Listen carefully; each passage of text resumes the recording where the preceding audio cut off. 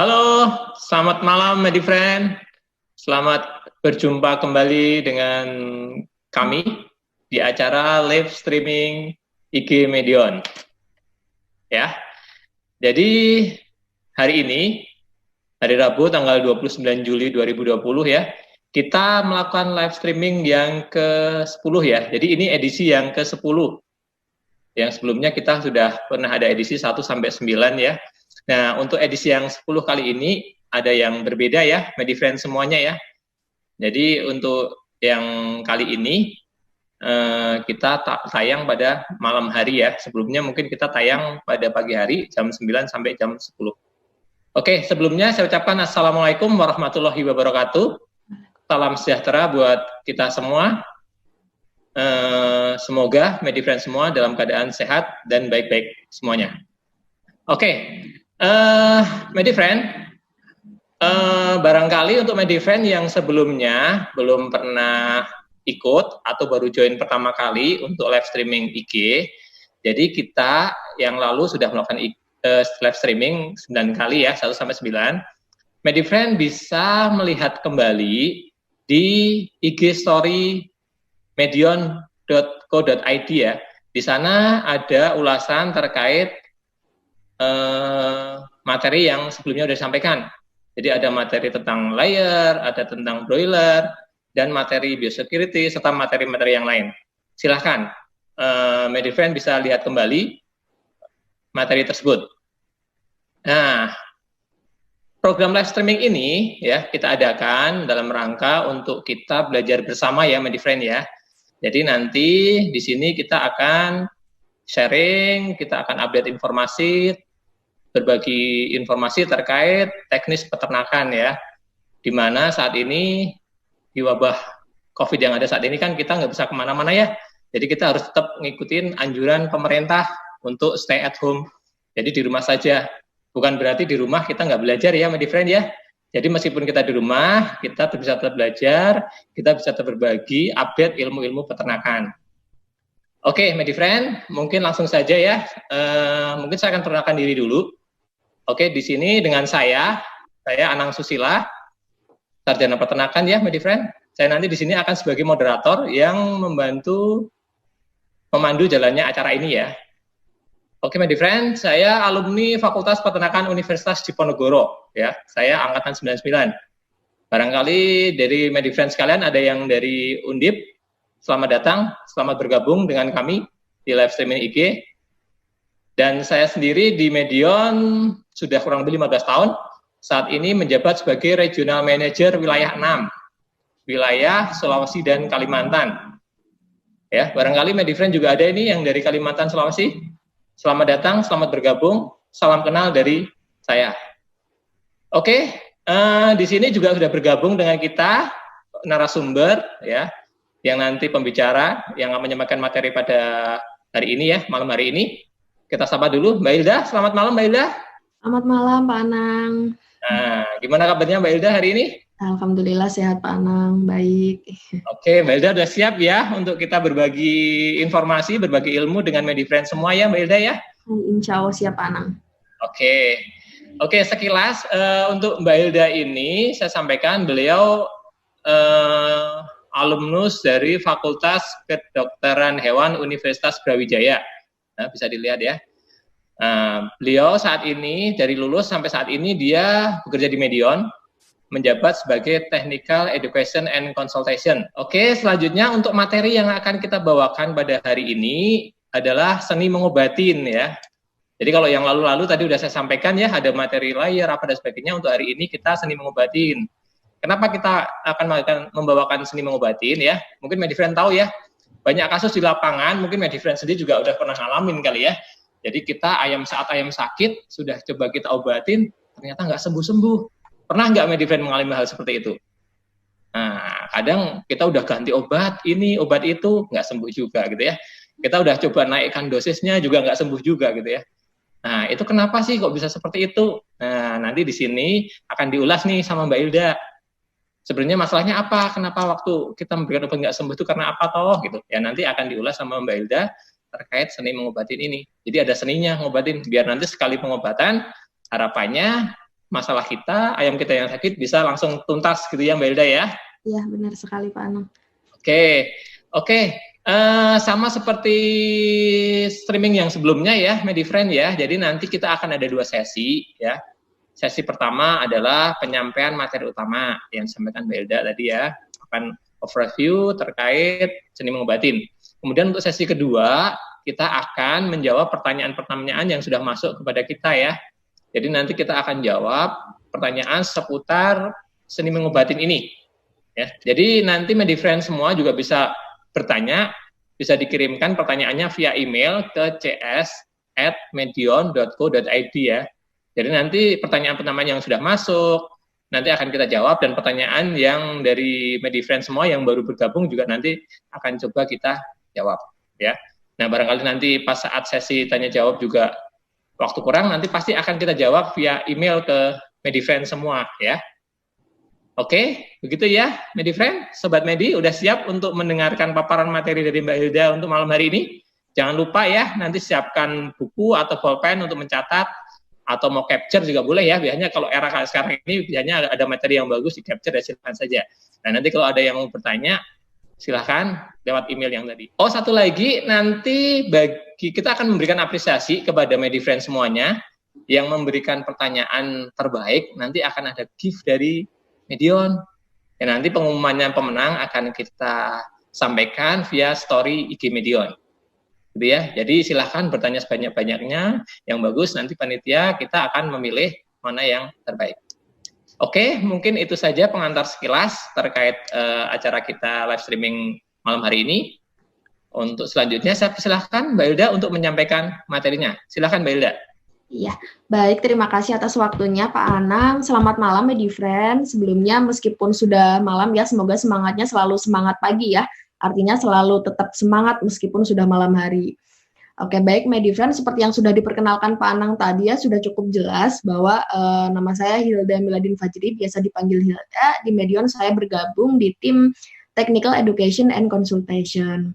Nah, pada malam hari ini saya akan men-sharingkan materi tentang seni mengobati. MediFriend, tentunya kita tidak mengharapkan di peternakan kita atau ayam kita ini mengalami suatu penyakit. Tetapi ketika penyakit ini datang atau menghampiri peternakan kita, maka upaya yang bisa kita lakukan adalah dengan melakukan pengobatan. Di sini nanti kita akan membahas apa saja sih yang perlu diperhatikan dalam melakukan pengobatan, kemudian jenis-jenis obat ini ada apa saja sih yang biasanya digunakan, seperti itu. Oke, langsung saja. MediFriend, dalam melakukan pengobatan ini kita harus bijak ya MediFriend. Mungkin MediFriend di sini sudah mengenal juga beberapa obat-obatan yang mungkin sudah beredar di pasaran, atau mungkin kalau masih mahasiswa mungkin juga sudah mulai belajar ya tentang obat-obatan yang biasa digunakan. Nah, obat-obatan yang lazim digunakan oleh peternak ini contohnya ada antibiotik atau antibakteri, kemudian ada antihelmin atau obat cacing, dan ada antiprotozoa atau mungkin antiparasit juga ya MediFriend. Nah, masalahnya di sini mungkin ada beberapa dari MediFriend atau peternak yang lain ini masih belum mengenal dengan baik jenis-jenis zat aktif dari obat. Nah, ketika kita nggak bisa mengenali zat aktif dari obat ini, mungkin kita salah melakukan pengobatan seperti itu ya, sehingga penyakit ayam ini menjadi tidak kunjung sembuh. Kemudian praktek pengobatan yang kurang tepat. Nah, ini yang menyebabkan misalkan antibiotik harus diberikan 3 hari berturut-turut, tetapi mungkin MediFriend di sini 1 hari saja sudah menunjukkan perubahan yang bagus, ini sudah terlihat ayam menjadi sembuh seperti itu ya, sehingga pengobatannya tidak diselesaikan. Nah, ini MediFriend bisa memicu adanya resistensi obat golongan tertentu. Nah, contohnya tadi kalau misal penggunaan antibiotik, ya berarti akan terjadi resistensi antibiotik.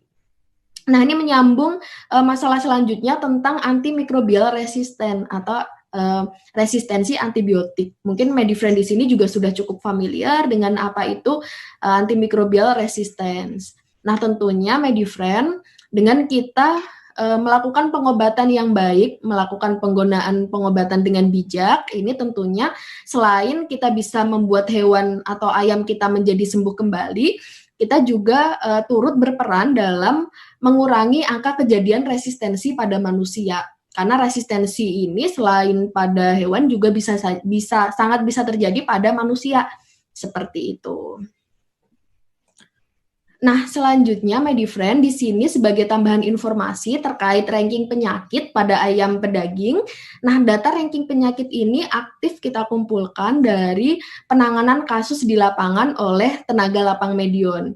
Nah, Medion ini sudah tersebar di berbagai wilayah di Indonesia, mungkin di wilayah MediFriend juga ya, termasuk mungkin ini hasil penanganan kasus di farm MediFriend, seperti itu.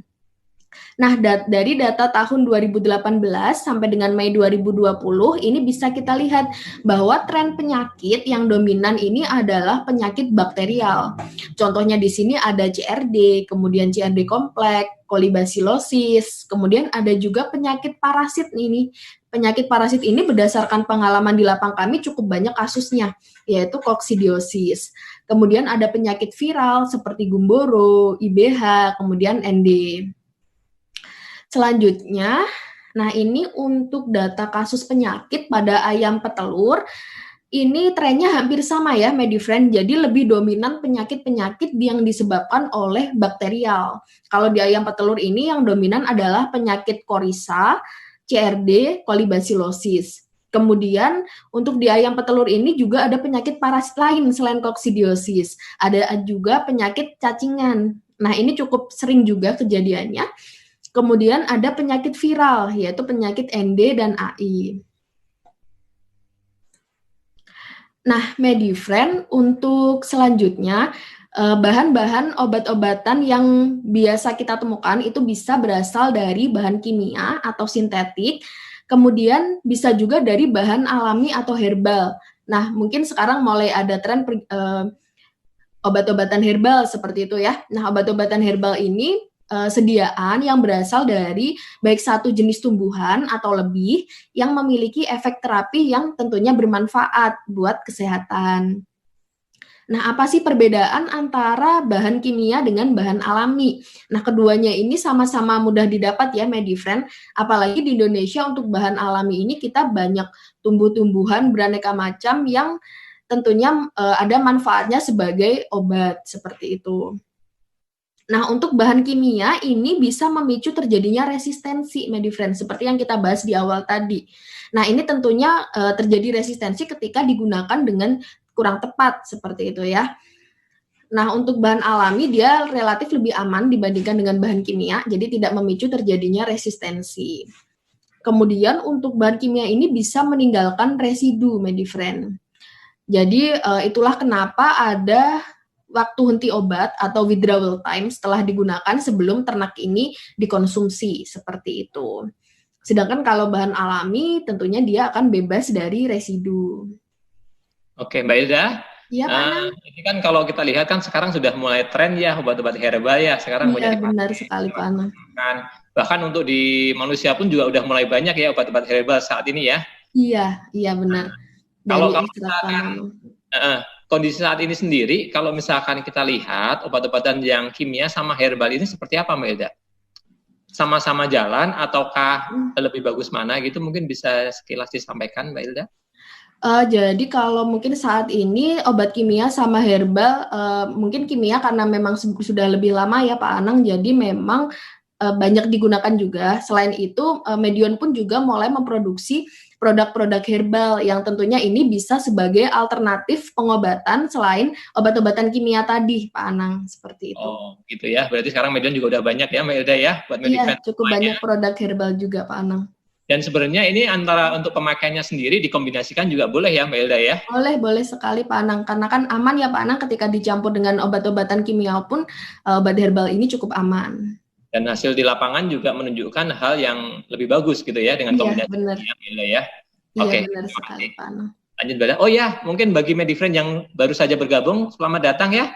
Silahkan nanti barangkali misalkan ada pertanyaan bisa langsung disampaikan via email ke cs@medion.co.id. Selamat bergabung bersama kami. Oke, lanjut Mbak Hilda, silahkan. Oke, baik. Terima kasih Pak Anang. Medifriend, saya lanjutkan ya. Nah, untuk malam hari ini ternyata cukup banyak topik yang akan kita bahas ya Medifriend. Semoga nanti di akhir sesi ini mungkin semoga harapannya nanti Medifriend bisa memetik suatu ilmu ya dari apa yang sudah saya sampaikan pada malam hari ini. Nah, pertama kita akan mengenal tentang antibiotik.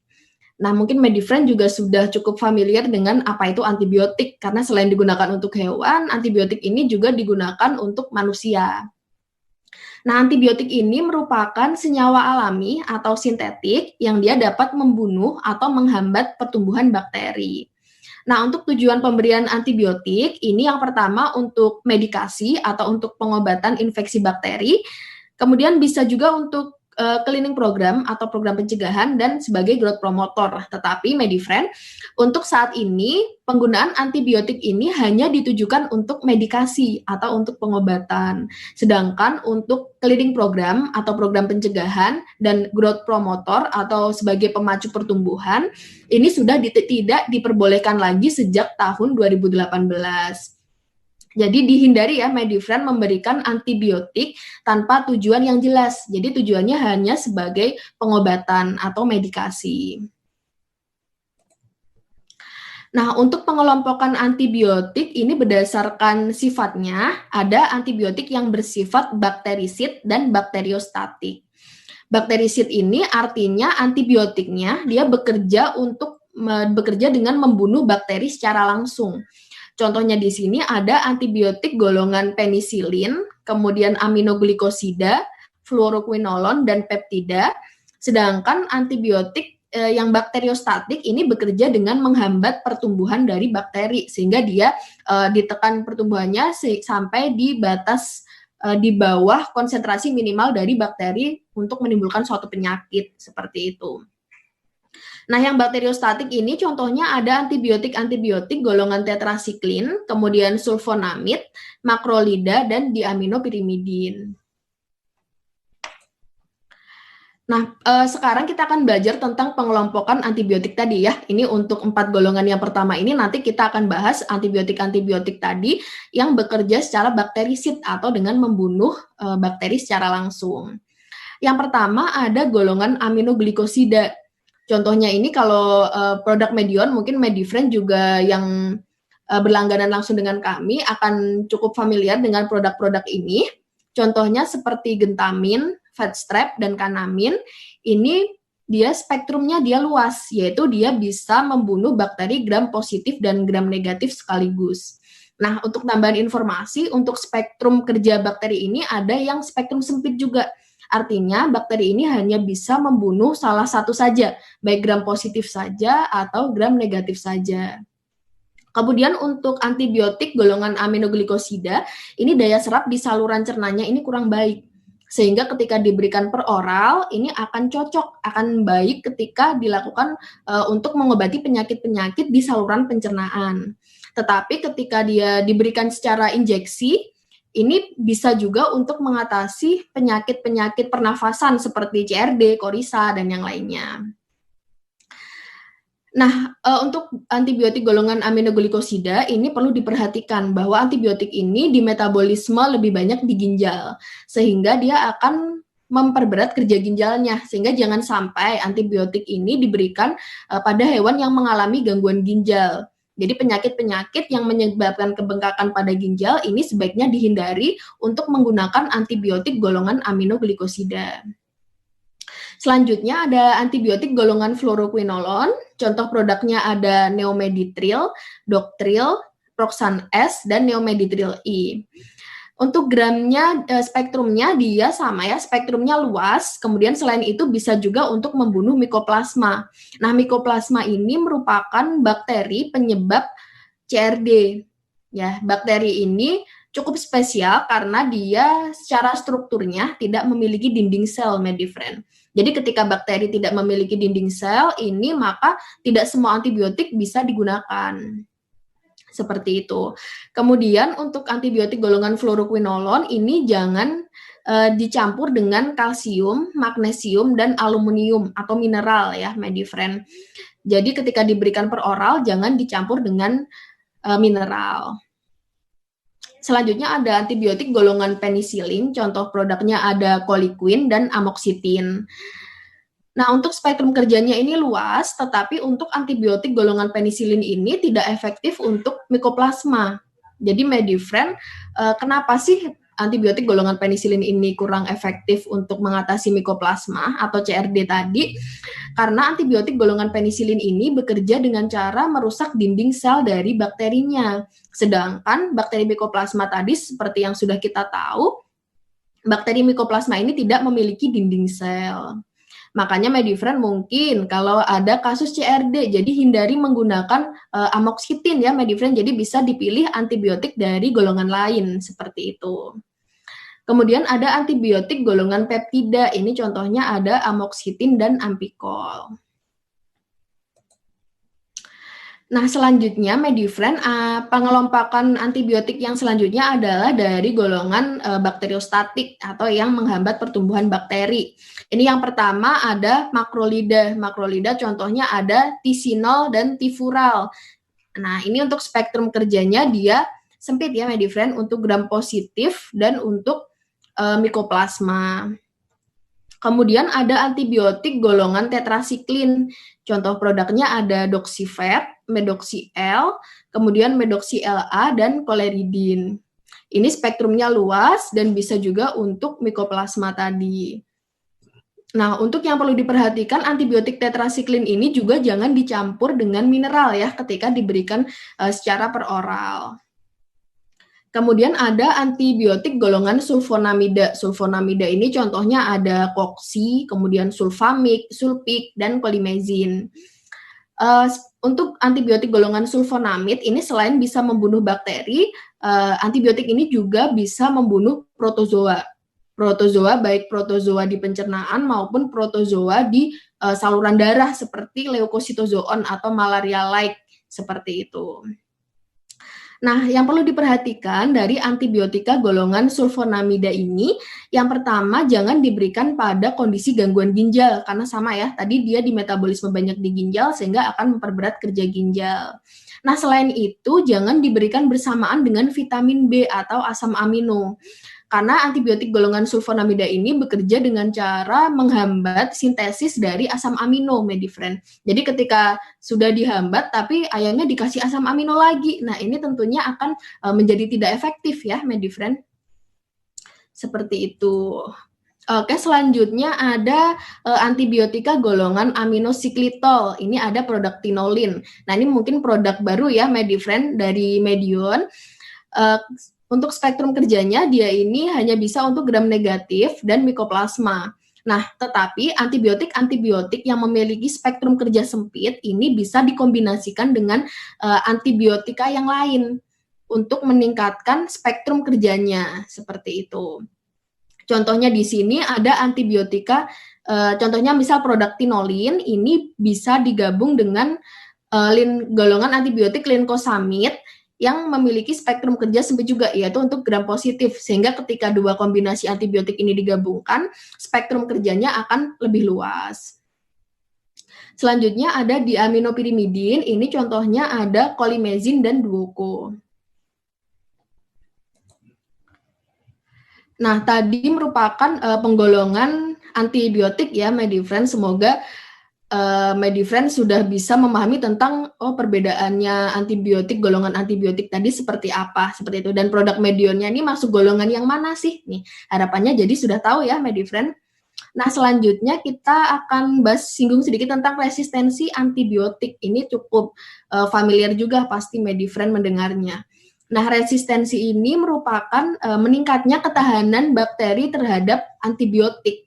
Sehingga antibiotik ini menjadi tidak cukup kuat lagi untuk membunuh si bakterinya, seperti itu. Nah, resistensi antibiotik ini penyebabnya apa sih gitu ya?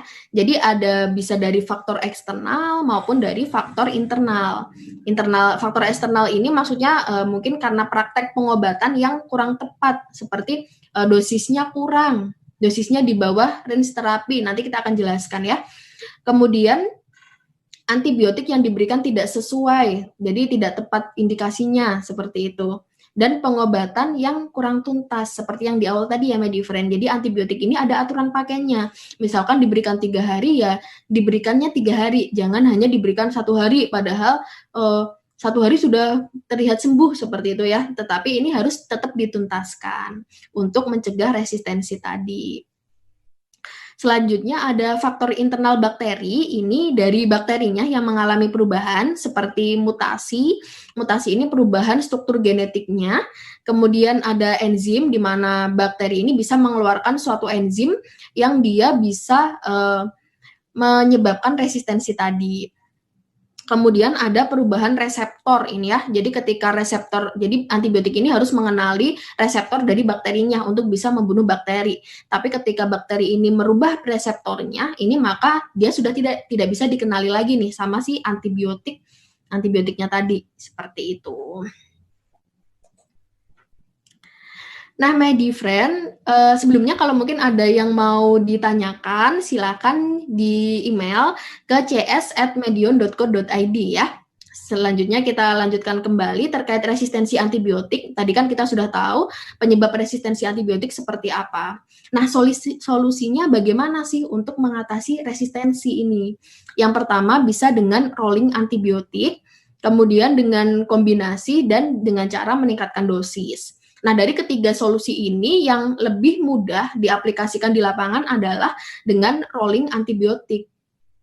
Kenapa? Karena ketika kita melakukan kombinasi antibiotik, ini kita perlu memperhatikan baik farmakokinetiknya, farmakodinamiknya, atau mungkin ada interaksi-interaksi antar antibiotik yang menimbulkan efek negatif terhadap ayamnya nanti ya, Medifriend. Sehingga untuk kombinasi antibiotik ini biasanya sudah dilakukan oleh produsen obat.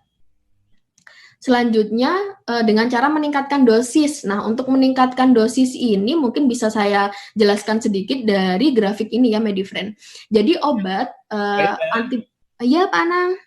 Mungkin nanti Medifriend tadi udah sampaikan ke Mbak Ilda ya terkait kombinasi. Jadi saran kita sih Medifriend sebaiknya untuk kombinasi di Medion sendiri udah banyak ya produk-produk yang kombinasi antibiotik ya. Contoh misalkan trimethoprim, kita udah ada trimetoprim sama sulfadiasin, nah itu kan sudah ada ya. Jadi sebenarnya nggak usah bingung-bingung, tinggal yang sudah ada saja itu kombinasi itu udah melalui pengujian yang baik pasti akan lebih bagus gitu ya. Jadi kita tinggal pakai aja sebenarnya gitu ya Mbak Ilda ya. Iya benar sekali Pak Anang. Oke, gitu. Lanjut Mbak Ilda. Oke, baik, saya lanjutkan lagi terkait obat-obatan tadi ya. Jadi ketika mau meningkatkan dosis kita harus tahu ini dulu Medifriend. Jadi ada obat itu dalam menimbulkan efek terapi itu dia harus berada di batas antara MEC dan MTC. MEC ini merupakan minimum effective concentration atau konsentrasi minimal dari obat agar dia bisa menimbulkan efek terapi. Dan harus di bawah MTC. MTC ini merupakan minimum toxicity concentration atau toksisitas minimal konsentrasi minimal dari obat yang dia bisa menimbulkan efek toksik atau efek racun, seperti itu. Nah, Medifriend, ketika kita mau meningkatkan dosis, ini kita tidak bisa tahu ya, apakah ketika kita meningkatkan 2 kali dosis dari obat ini, nantinya apakah dia sudah masuk ke range dosis toksik atau belum, seperti itu, Medifriend. Jadi ini tidak dianjurkan juga. Untuk yang dianjurkan dari untuk mengatasi resistensi ini bisa dengan rolling antibiotik. Nah, rolling antibiotik ini yaitu penggunaan antibiotik yang berasal dari golongan yang berbeda dengan interval 3-4 kali periode pengobatan. Jadi mengganti antibiotik dari golongan yang berbeda, Medifriend. Nah, atau setelah melakukan uji sensitivitas antibiotik dan menunjukkan hasilnya ini sudah tidak sensitif lagi. Nah, uji sensitivitas antibiotik ini bisa digunakan untuk mengetahui apakah antibiotik yang kita gunakan ini masih sensitif ataukah sudah resisten untuk mengatasi bakteri di wilayah peternakan Medifriend. Nah, yang perlu diperhatikan, rolling antibiotik ini bukan dari merek dagangnya ya, Medifriend, tetapi dari golongan antibiotiknya. Mungkin di sini ada contohnya, jadi mungkin Medifriend ketika mengatasi kasus CRD kompleks. Nah, ini contoh rolling antibiotik yang dari Medion, menggunakan produk-produk Medion, ini berdasarkan golongan antibiotiknya. Misalkan Medifriend mengobati ayam menggunakan neomeditril seperti itu ya. Kemudian setelah 3-4 kali interval pengobatan bisa dialihkan ke antibiotik golongan lain, contohnya doxitin, ini golongan tetrasiklin seperti itu. Nah, tapi ini tabel-tabel ini bukan saklek kayak gini ya, Medifriend. Jadi ini bisa misalkan setelah pakai fluoroquinolone, pakai neomeditril, kemudian mau pakai aminocyclitol, pakai tinolin, atau pakai sulfonamida langsung, ini tidak apa-apa. Yang penting di rolling golongannya, Medifriend. Seperti itu. Baik ya. Iya, berarti intinya lebih ke arah golongannya ya, bukan merek dagangnya ya. Iya, benar sekali Pak Anang. Nanti banyak produk-produk kan ya. Iya. Jadi, nanti silakan saja, misalkan sudah pakai neomeditril, mungkin selanjutnya bisa di rolling dengan trimisin atau apa gitu ya, Mbak Elda ya. Iya benar Pak Anang. Jadi jangan sampai di rolling beda merek dagangnya, tetapi dalam satu golongan yang sama. Ini nanti sama saja Medifriend, sama-sama sudah resisten seperti itu ya. Oke. Intinya dengan Medion ya, Mbak Elda ya. Iya Pak Anang, benar. Sama mungkin bisa dijelasin Mbak Elda terkait tadi kan paling efektif selain tadi kita pakai interval 3-4 kali periode ya. Tadi kan ada uji sensitivitas gitu ya. Iya, itu kan benar. Yang paling akurat sebenarnya pakai itu. Mungkin bisa diinfokan sekilas Mbak Elda untuk uji sensitivitas sendiri. Sensitivitas antibiotik bisa dilakukan di mana gitu Mbak Elda? Nanti barangkali Medifriend, saya pengen coba atau apa gitu. Oke, Medifriend sebenarnya Medion juga sudah menerima untuk uji sensitivitas antibiotik ini ya. Jadi nanti mungkin Medifriend kalau ingin melakukan uji sensitivitas antibiotik bisa menghubungi tim lapangan kami seperti itu. Untuk ujinya ini nanti mungkin biar bisa lebih tahu ya Medifriend. Jadi tujuannya untuk mengetahui apakah antibiotik yang kita gunakan ini sudah resisten atau masih sensitif ke bakteri-bakteri yang ada di lingkungan kandang seperti itu. Atau nanti bisa dilihat juga dilanjutkan antibiotik mana sih sebenarnya yang cocok untuk mengatasi kasus di peternakan Medifriend seperti itu Pak Anang.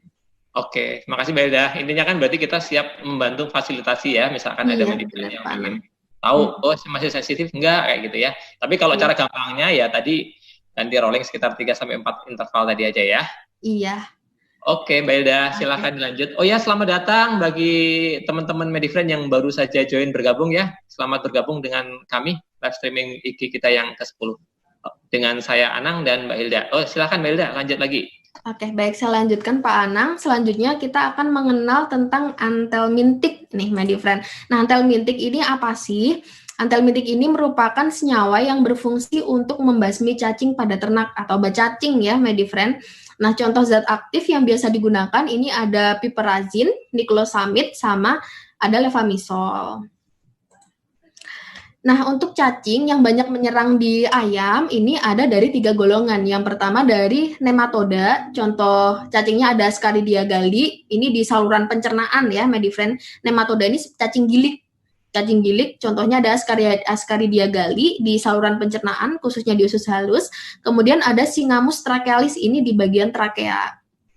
Kemudian ada Cestoda, contohnya di sini, Cestoda ini cacing pipih, contohnya ada Davainea proglottina, dan Rayletina sp, ini keduanya di saluran pencernaan, di bagian usus halus.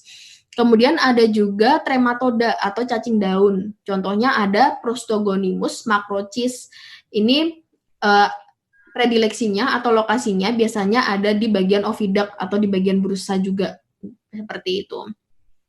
Tetapi dari ketiga golongan cacing ini yang paling banyak menyerang dari pengalaman lapang kami juga adalah cacing jenis nematoda dan cestoda atau cacing gilik dan cacing pipih, Medifriend. Nah, untuk pemilihan obat yang tepat untuk antelmintik ini bisa berdasarkan efektivitasnya yang tinggi, yaitu efektif untuk semua fase hidup cacing, baik fase larvanya maupun pada fase dewasanya. Untuk selanjutnya, bisa juga dari spektrum kerjanya. Jadi, apakah obat cacing ini ampuh untuk membasmi satu jenis cacing saja, atau bisa untuk 2 cacing sekaligus. Contohnya di sini kalau di ayam kan dari kasus yang kita temukan paling banyak adalah cacing gilik dan cacing pita. Ini apakah bisa membunuh 2 cacing sekaligus seperti itu. Nah, untuk contoh produk yang biasa digunakan, kalau produk Medion untuk mengatasi cacing gilik, ini ada cacing exitor, vermixin, vermizin SBK, triwom, seperti itu ya Medifriend. Kemudian ada juga produk yang efektif untuk mengatasi dua cacing sekaligus, yaitu cacing gilik dan cacing pita. Di sini kita ada produk Levamid. Nah, untuk Levamid ini dia komposisinya ada levamisol dan niklosamid yang efektif untuk membunuh cacing pita dan cacing gilik sekaligus. Aturan pakainya ini 0,2 gram per kilogram berat badan dicampurkan dengan ransum ya, Medifriend. Nah, selanjutnya untuk teknik pemberian antelmintik, ini untuk pengobatan ya tentunya Medifriend. Ini yang pertama dengan cara pencampurannya, ini dicampur pakan atau dicampur air gitu ya, itu bisa dilihat dari zat aktifnya. Misalkan sebenarnya sih untuk pencampuran ini ada di aturan pakainya ya Medifriend, apakah obat ini bisa dicampur pakan, bisa dicampur air, seperti itu ya. Nah, contoh produk kami tadi ada yang isinya niklosamid, yang Levamid tadi. Ini kenapa dia dicampurkan dengan pakan ya? Karena ternyata zat aktif niklosamid ini dia tidak bisa larut dalam air, sehingga pemberiannya disarankan untuk diberikan lewat pakan. Begitu. Kemudian sebelum diberikan pakan, ini baiknya ayam dipuasakan terlebih dahulu, kurang lebih 2 jam sebelum diberikan antelmentik. Kemudian jangan diberikan pakan tambahan dulu sebelum obatnya ini habis dimakan dulu gitu ya, baru ditambahkan pakan lagi. Nah, untuk lama pemberiannya, untuk antelmentik yang sudah dicampur pakan atau air minum, ini hendaknya habis dalam waktu 2-4 jam, Medifriend. Nah, obat cacing ini umumnya dosis tunggal, jadi hanya 1 kali pemberian saja, gitu ya. Sehingga agar dosis ini segera cepat masuk, ini baiknya ayam dipuasakan terlebih dahulu. Kemudian untuk pengulangannya ini perlu disesuaikan dengan siklus hidup dari cacing tersebut. Ini contohnya misal kalau cacing gilik, dia bisa diulang 1-2 bulan sekali. Kemudian kalau untuk cacing pita, ini 1 bulan sekali. Untuk cacing pita ini siklus hidupnya lebih cepat ya, Medifriend. Selain itu ada juga vektornya, ini bisa dari lalat gitu ya. Jadi mungkin nanti selain membasmi cacingnya, juga harus dibasmi vektornya juga, si lalatnya tadi. Nah, selanjutnya untuk teknik pemberian antelmentik, ini kalau misal digunakan untuk pencegahan ya, Medifriend. Ini di umur berapa sih antelmentik ini sebaiknya mulai diberikan? Kalau dia di kandang postal non panggung, ini mulai umur 1 bulan, sedangkan di kandang panggung atau baterai, ini pada saat masuk kandang, ini langsung dikasih obat cacing. Nah, untuk waktu pengulangannya, kalau kandang postal non panggung ini siap 1 bulan sekali, sedangkan kalau di kandang baterai ini 3 bulan sekali. Nah, untuk waktu pengulangan ini kenapa di kandang non panggung ya atau di kandang postal ini kok pengulangannya lebih cepat ya? Karena kan tadi ya ayam ini dia selalu kontak dengan litter seperti itu, Medifriend. Jadi kan nanti sirkulasi atau penularan cacingnya itu nanti akan semakin cepat seperti itu, sehingga pengulangannya waktunya lebih cepat. Tapi ini sebaiknya juga bisa dilakukan uji feses ya, Medifriend, untuk mengetahui apakah ada investasi cacing atau tidak di dalam ayam, di dalam tubuh ayam gitu ya. Ini Medion juga sudah menerima untuk uji feses. Nanti silakan kalau mau dilakukan uji feses rutin ya, Medifriend, setiap bulan. Oke, tadi untuk antelmentik cukup jelas ya, Medifriend. Sekarang kita akan belajar tentang antiprotozoa. Antiprotozoa ini apa sih ya? Antiprotozoa ini merupakan senyawa yang dia membunuh, membasmi parasit protozoa yang menyerang ternak nih ya. Jadi ini sama-sama parasit ya dengan cacing tadi, Medifriend. Jadi artinya ketika dia masuk ke dalam tubuh ayam, ini harus segera dikeluarkan karena dia bisa menimbulkan suatu penyakit. Nah, contohnya parasit di sini untuk protozoa ada yang menyerang saluran pencernaan. Ini ada koksidiosis atau mungkin Medifriend biasa mengenal dengan berak darah.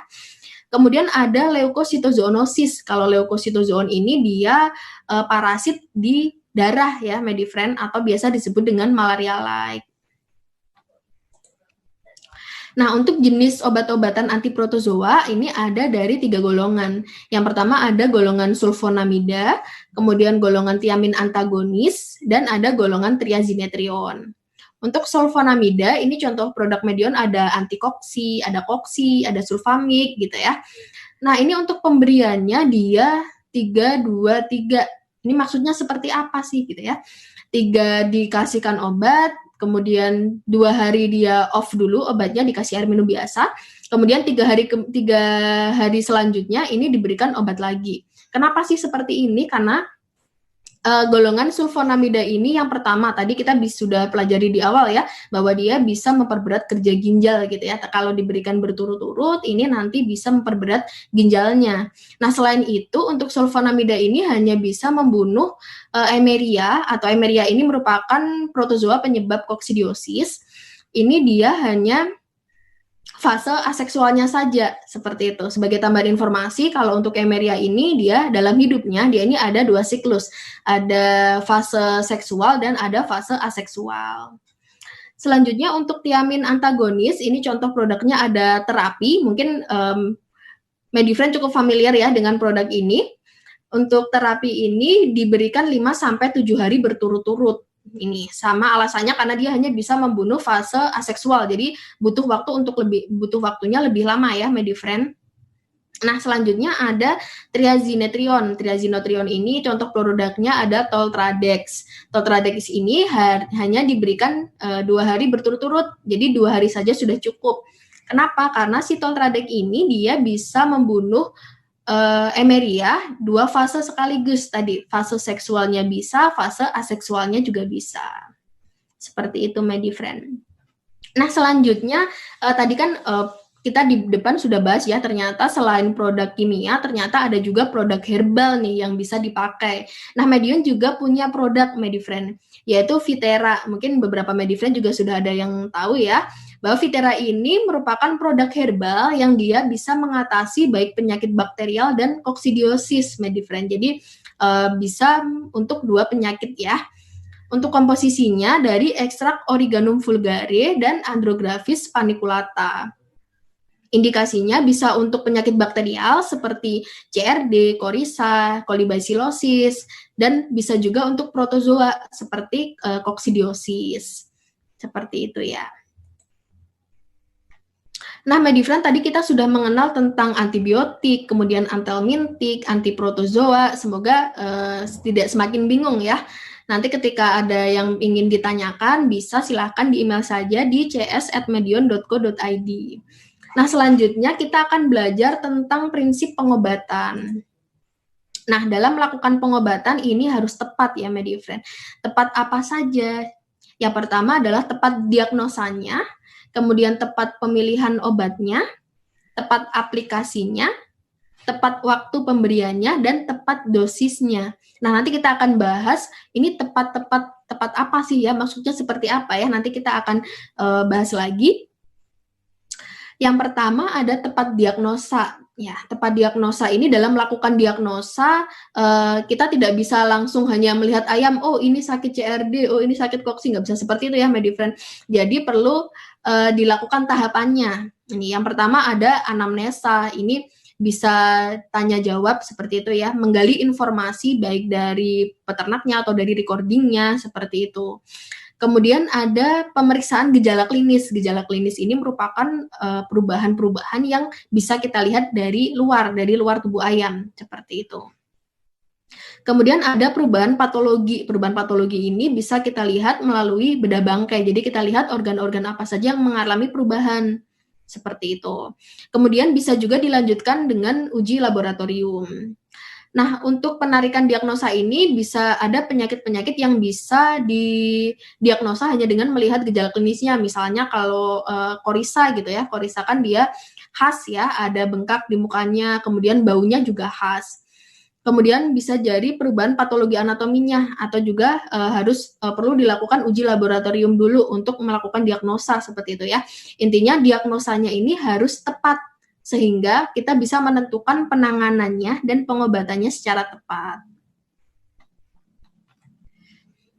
Nah, selanjutnya setelah tepat melakukan diagnosanya, dalam memilih obat, kita juga harus tepat nih Medifriend. Jadi obat yang diberikan ini harus sesuai dengan jenis kasus, jenis penyakitnya, seperti itu.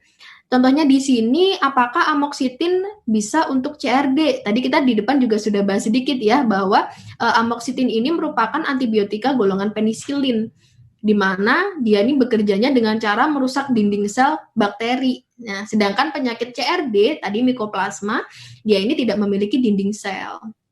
Sehingga pemilihan obat ini apakah sudah tepat ya? Tentunya kurang tepat ya Medifriend, karena amoksitin ini kurang cocok untuk mengatasi kasus CRD. Nah, ini perlu dipilih obat-obatan yang lain yang bisa digunakan untuk mengatasi si CRD ini. Misalkan bisa menggunakan tinolin atau menggunakan neomeditril. Nah, Medifriend ini untuk informasi lagi ya bahwa Medion juga memiliki produk baru, ada tinolin yang isinya spektinomisin dan linkomisin. Ini bisa untuk mengobati infeksi pencernaan dan pernafasan gitu ya. Bisa untuk CRD kompleks, korisa, salmonellosis seperti itu.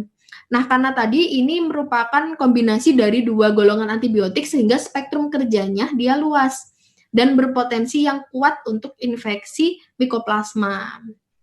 Nah, ini bisa digunakan sebagai alternatif rolling antibiotik untuk Medifriend tadi ya.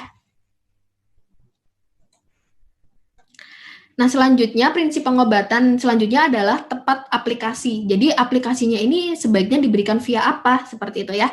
Yang pertama ada per oral, bisa melalui cekok atau air minum.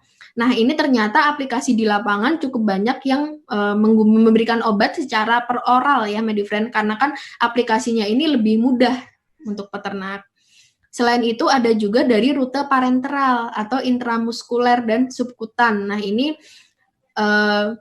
untuk biasa digunakan misalkan kalau ayam ini tidak bisa minum gitu ya, jadi konsumsi minumnya berkurang sehingga kalau kita kasih obat melalui peroral ini nanti akan tidak tepat dosisnya, tidak masuk semuanya seperti itu Medifriend, sehingga perlu diberikan secara parenteral. Nah, selanjutnya tepat dosisnya. Jadi ini untuk dosis ini sebaiknya digunakan dosis berat badan gitu ya. Jadi dosis biar tepat dengan ayamnya ini perlu diberikan dosis berdasarkan berat badan ayamnya.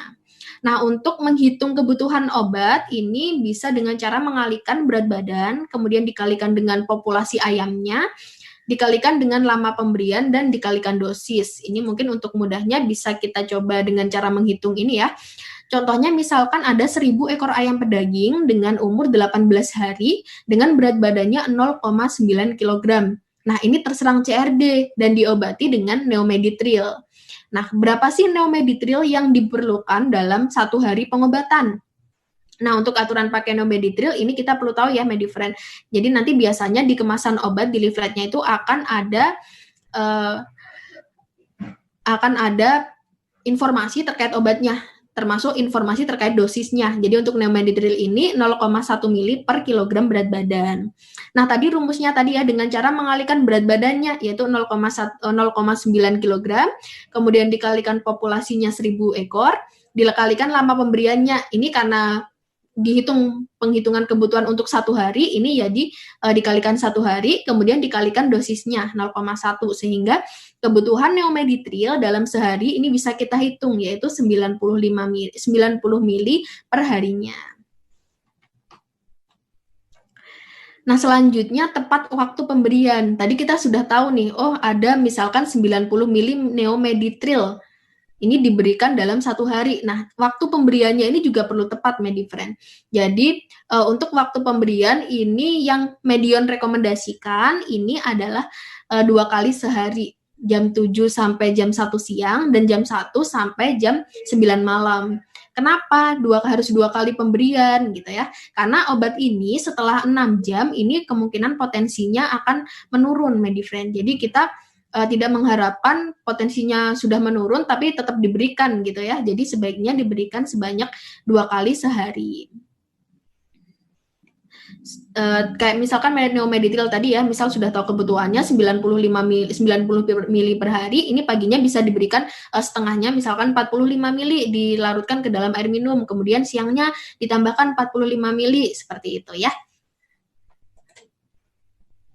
Nah, agar pengobatan optimal, ini perlu juga diperhatikan faktor-faktor seperti kualitas air minum. Ini khususnya untuk obat-obatan yang dilarutkan ke dalam air minum. Kemudian tingkat konsumsi air minum ayam. Ini kan mempengaruhi berapa banyak air yang bisa diminum ayam ya, Medifriend. Sehingga konsumsinya ini baiknya seragam, biar dosisnya per ayam ini nanti akan masuk secara homogen atau sama gitu ya. Kemudian distribusi tempat minum ayamnya ini jangan sampai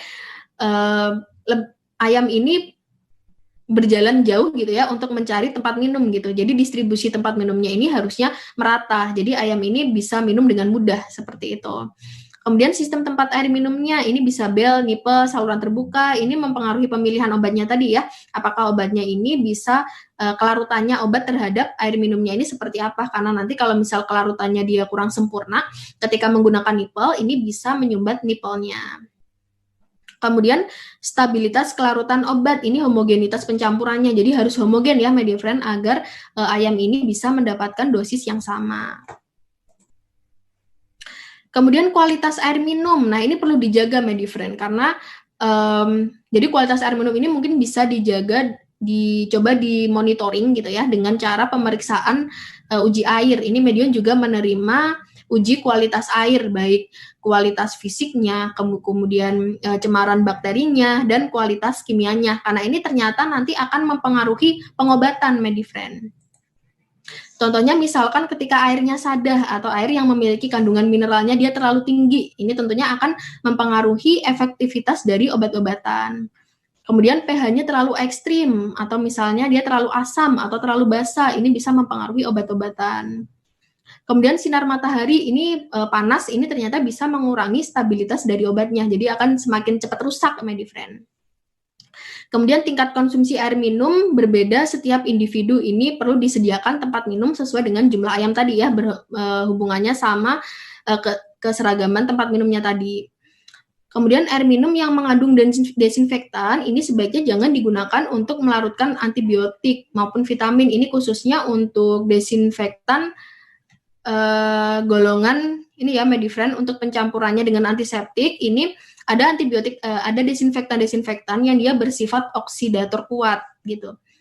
Contohnya antibiotika golongan iodin. Ini dia oksidator kuat, jadi sebaiknya tidak dicampurkan bersamaan dengan obat. Tetapi Medion juga memiliki antibiotik yang bisa seperti itu ya, bisa dilarutkan langsung dengan obat. Kalau desinfektan golongan quartz atau Medisep ini bisa mengendapkan sulfa, tapi selain sulfa ini bisa digunakan. Sedangkan desinfektan golongan iodin, contohnya ada antisep dan neoantisep, ini dia oksidator yang kuat, jadi pada saat melakukan pengobatan sebaiknya jangan dicampur.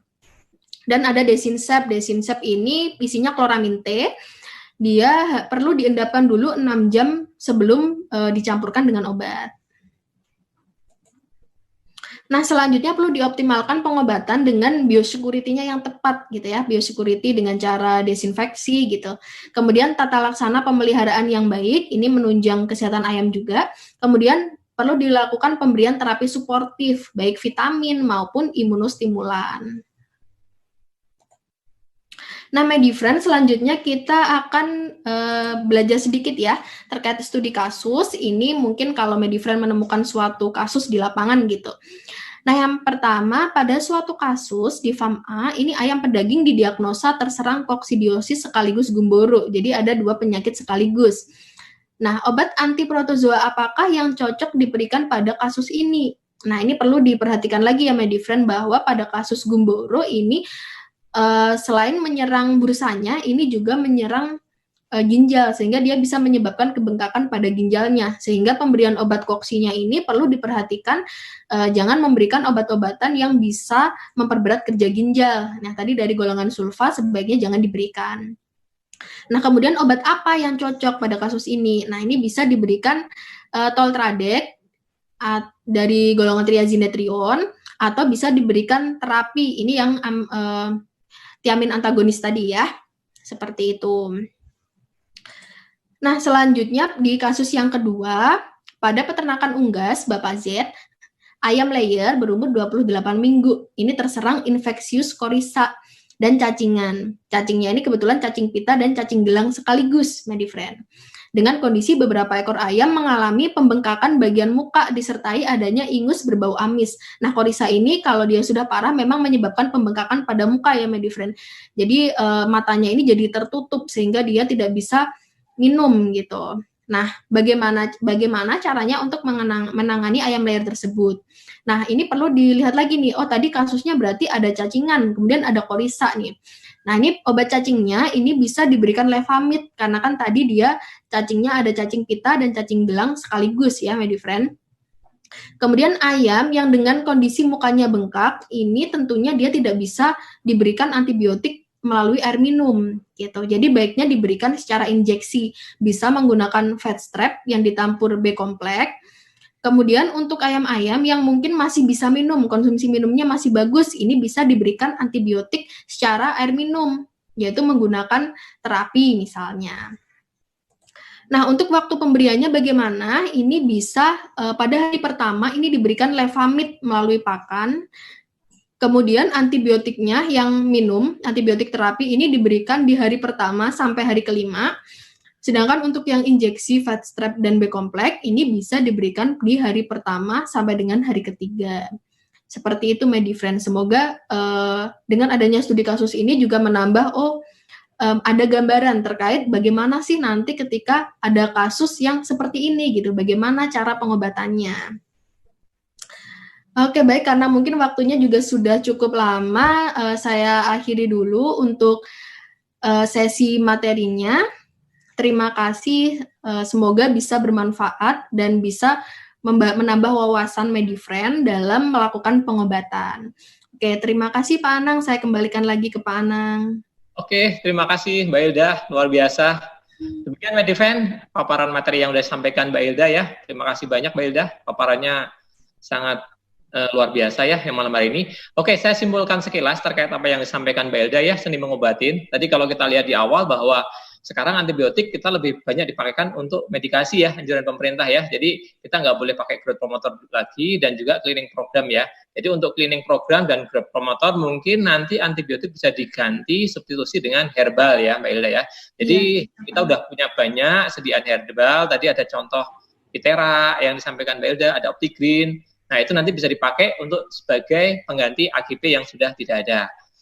Dan yang kedua, kita tadi udah banyak belajar terkait antibiotik, antimeltik, dan antiprotozoa ya. Nah, yang tidak kalah penting adalah gimana cara pengobatan yang benar ya. Tadi ada 5 ya, 5 tepat ya Mbak Hilda sampaikan, yaitu yang pertama adalah tepat diagnosa, tepat pemberian obat, tepat obatnya yang kita pakai, antibiotik yang kita pilih, kemudian tepat dosis, tepat waktu pemberian, dan tepat cara aplikasi ya. Tadi udah dikupas tuntas oleh Mbak Hilda. Harusnya kalau 5 tepat itu kita jalankan, mestinya kalau misalkan ada masalah di peternakan kita, ayam kita harusnya bisa langsung teratasi. Ya, yang tidak kalah penting adalah manajemen biosecurity dan terapi sportif. Oke, jadi mungkin itu yang bisa saya simpulkan, Medifriend semuanya. Jadi untuk sesi kali ini saya akhiri ya. Jadi nanti kita akan break 15 menit. Nanti kita tepat pukul 20.15 jam 8 malam, 8.15 kita mulai lagi untuk sesi tanya jawab. Oke, mungkin saya akhirin dulu untuk sesi pertama. Selamat malam.